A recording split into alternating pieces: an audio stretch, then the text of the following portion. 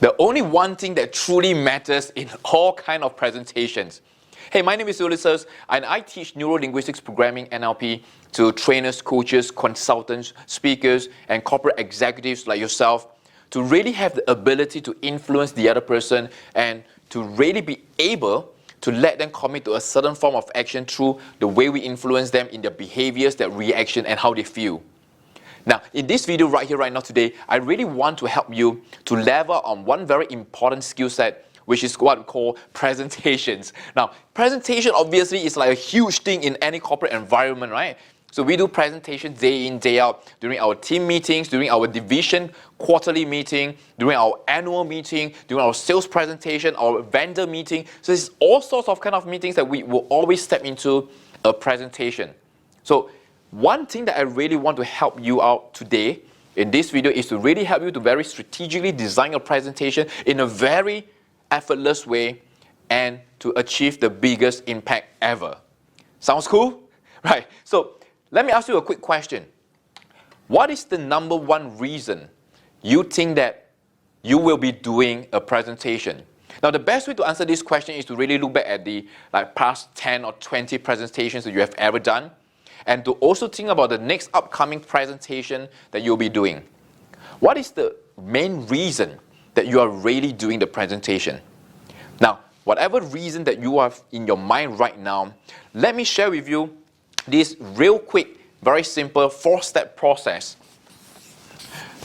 All right, you must be thinking in your mind right now that you have like a dozen over things that you want to actually include in your presentation, right? Now, this 4-step process is a very condensed version based on what I actually see in most successful presentations right here, right now in our modern world today. Now, I've attended like a ton of presentation skills training.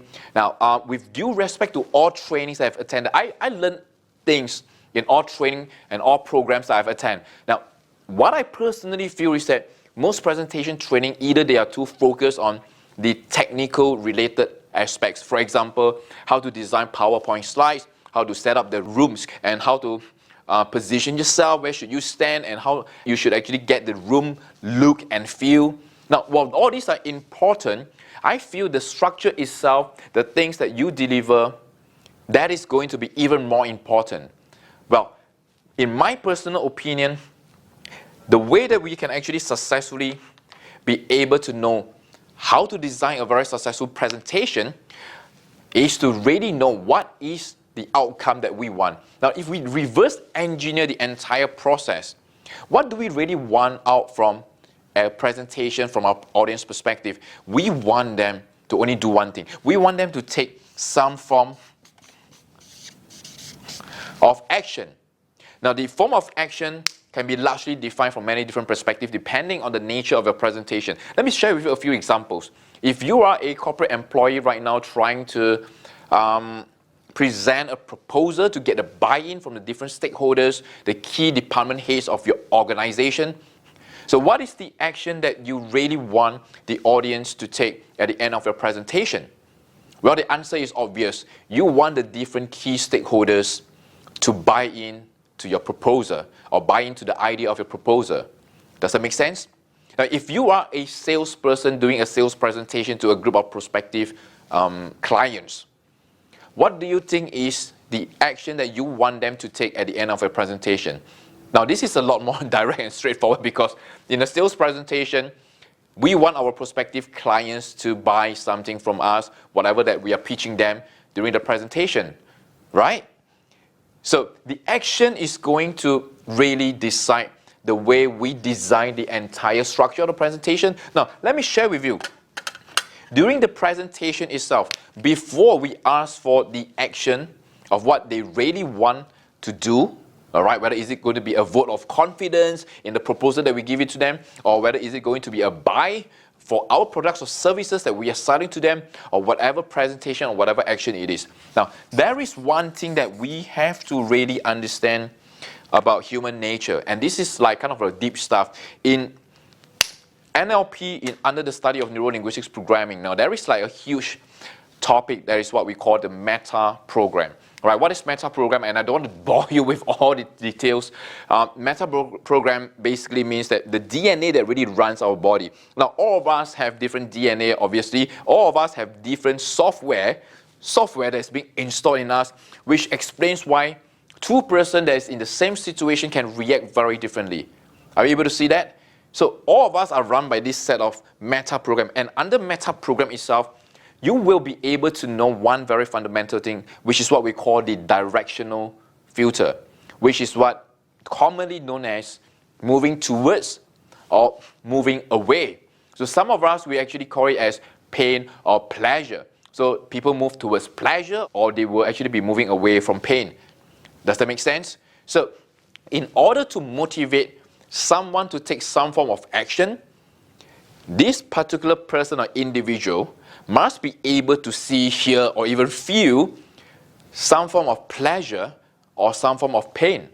Does that make sense? So if you know what to do very strategically before asking for the call to action, before asking them to commit to a certain form of action. Now, over here in this particular section, you want to design in your presentation, all right? And I want to keep it real simple. I call it PNP, all right? So it's easy for you to remember. It's just pain and pleasure, all right? Or pleasure and pain. Either way you want to actually remember this. So if you are able to invoke some form of elements that is able to demonstrate to your audience some form of pain if they don't take the action that you are going to propose to them later on, or if they are able to see or even feel some form of pleasure coming to them if they take the action later on. Now, it is going to drastically increase the chances of them buying into your idea, your products or services, or anything that you are trying to convey to them. Are you able to see that? So this pain or pleasure is going to be like the number one game changer that you are able to insert into your presentation before calling for them to take action. So what comes before like this pain or pleasure segment? Now I'm going to leave this like alone for a moment and really introduce to you like the number one thing that we all should actually take note of in terms of communication. Now this is going to be very specific in terms of presentation, but it really works for all kind of communication, one-to-one, one-to-many, or one to a small group. But the one thing that we really want to take note of in terms of putting our information across to them is that we need to very strategically build rapport. Now, all forms of communication is not going to really take place if there's no rapport being built in the first place. I want you to start imagining this. If two persons comes together and at the very first instance, they already don't see eye to eye with each other, what do you think is going to be the quality of the conversation? It's going to be bad, right? Vice versa. If two persons is going to come together with both of them, already form of like liking each other from the start, it will dramatically increase the quality of the conversation between them. So the very first thing that we really want to do in our presentation is to really build rapport with the audience. Now there's many ways that you can actually build rapport. You can actually do this by showing them that you are not there for anything else but to really to serve them. You can do this by inserting in your presentation right from the beginning, right, to show them that you are extremely relatable to them. Or you can actually show them that you have like so many common interests with the audience. So it has to depend on really the audience that you are serving, the audience that you are actually presenting your information. But the number one thing that we really want to focus on is to really build rapport right from the start of the presentation. Does that make sense? Now, with that, the content part itself is easy. All right? And why do I say the content part itself is easy? It's because most of the people will mistaken the fact that we should actually give all our content, our best content, the fullest amount of content. In fact, in most presentations, most people will spend the most amount of time in the content part itself. Now, if you look at this 4 steps, the content itself is like 1 out of the 4 segments. Are you able to see that? Your ability to be able to build rapport from the start will affect whether they listen to you or not. And your ability to really paint a very vivid picture in them, to be able to see, hear, feel the pain or the pleasure of the thing that you're going to propose to them will directly affect the action that they will take, which will ultimately decide and determine the result of your presentation. All right, so in this content part, right, instead of putting in like any single thing that you can actually think of and jam the entire presentation with full of content, right? In my personal opinion, content delivery is really easy to do, and the reason is because all we need to do is to identify the audience belief of the topic that you are presenting. Now, for example, if you are presenting a proposal of increasing employees' salary across the board, let's take for example, right? This is like really a random kind of proposal that I am just thinking out loud right now for any corporate employee to be presenting in an internal corporate environment. So think about this. What are the kind of beliefs that your audience will already have? They will be thinking about, it's all about salary increment, and without people actually putting in like the equivalent increment in terms of work. People will be thinking about if we increase like salary, we need to reduce other parts of the costing and expenses and budget for other parts of the organization. Are you able to see that? So these are the kind of common beliefs people will have when they step into the presentation. And your number one job before you actually step into the presentation is to design the content accordingly to what you know of their beliefs, and be very strategic about having your presentation structured around their beliefs. So if you have identified like belief number 1, you have identified like belief number 2, or belief number 3.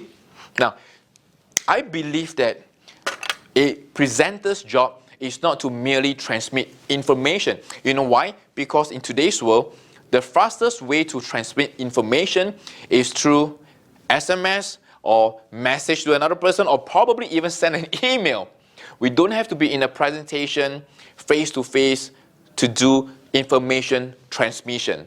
So the number one ability for any presenter to actually have a very successful outcome is really to be able to identify the beliefs and structure your content around these beliefs and letting them think otherwise, which means that we need to be able to strike off the belief that they already have currently on your presentation topic, and then be able to strategically design our content, present to them in a way that will invalidate the beliefs that they have.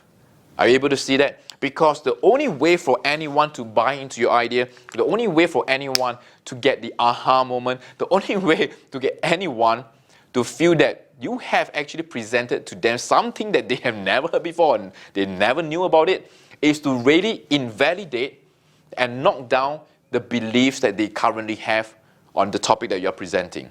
Okay, so this is the 4-step presentation structure. That this is my go-to structure, right? I use this in like half an hour presentation. I use this in like an hour-long presentation, half a day, 3 days even. So this is my go-to presentation for all sort of presentation, whether it's online or offline. Now, it is in your hands right now. So I hope that this presentation structure will serve you very well, and I believe it will. So if you want to actually know more about this, go over to nlpmindcontrolmethod.com, right? nlpmindcontrolmethod.com. So in that page itself, I will actually explain to you in more details like how human psychology, human behaviors, and NLP, Neuro-Linguistics Programming, really helps a person in both your personal life and also your business career side of your life. All right? So I look forward to actually welcome you to that page itself so that I can introduce to you more of the information, and I look forward to see you on the other side.